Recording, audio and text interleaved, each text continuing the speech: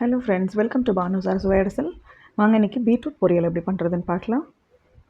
Beetroot இந்த மாதிரி பொடி பொடியாக நல்லா ரொம்ப சின்னதாக நம்ம நறுக்கி எடுத்து வச்சுக்கலாம்.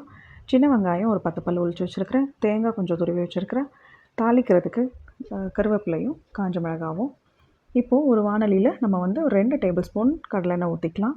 1/4 டேபிள் ஸ்பூன் கடுகு, 1/4 டேபிள் ஸ்பூன் உடச்ச உளுந்த பருப்பு, 1/4 டேபிள் ஸ்பூன் ஜீரகம் போட்டு தாளிச்சிக்கலாம். இப்போ சின்ன வெங்காயத்தை போட்டு நல்லா வதக்கி எடுத்துக்கலாம். கூடவே கருவேப்பிலையும் வரமிளகாயும் போட்டு நல்லா வதக்கிக்குவோம். இது நல்லா வதங்கி வந்ததும் கட் பண்ணி வச்சுருக்கிற பீட்ரூட்டை இதில் போட்டு நல்லா வதக்கிக்கலாம். பொரியலுக்கு தேவையான உப்பு, அதாவது ஒரு 1/2 டேபிள் ஸ்பூன் அளவுக்கு உப்பு போட்டால் போதும். அந்தளவுக்கு போட்டு நல்லா வதக்கி விட்டுக்கலாம்.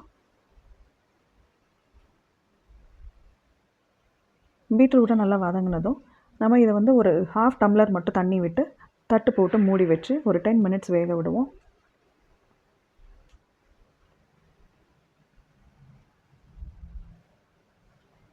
பொடுசு பொடுசாக கட் பண்ணால் நம்ம கம்மியான தண்ணி அளவு ஊற்றினாலே போதும், சீக்கிரம் வெந்து வந்துடும்.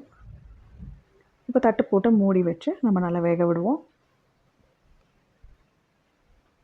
இப்போ இது நல்லா வெந்து வந்ததும் தண்ணி இல்லாத மாதிரி பார்த்துட்டு நீங்கள் தண்ணி சுண்டுனதும் நீங்கள் வந்து தேங்காவை போட்டு நல்லா பரட்டி எடுத்துகிட்டு ஒரு 2 நிமிஷம் அதை அப்படியே நல்லா வதக்கி விட்டிங்கன்னா உங்களுக்கு பீட்ரூட் பொரியல் ரெடி ஆகிடும்.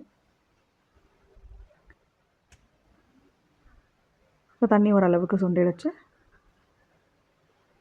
இந்த சமயத்தில் நம்ம தேங்காய் துருவலை போட்டுக்கலாம். போட்டு நல்லா கலந்து விட்டு எடுத்திங்கன்னா பொரியல் ரெடி ஆகிடுங்க.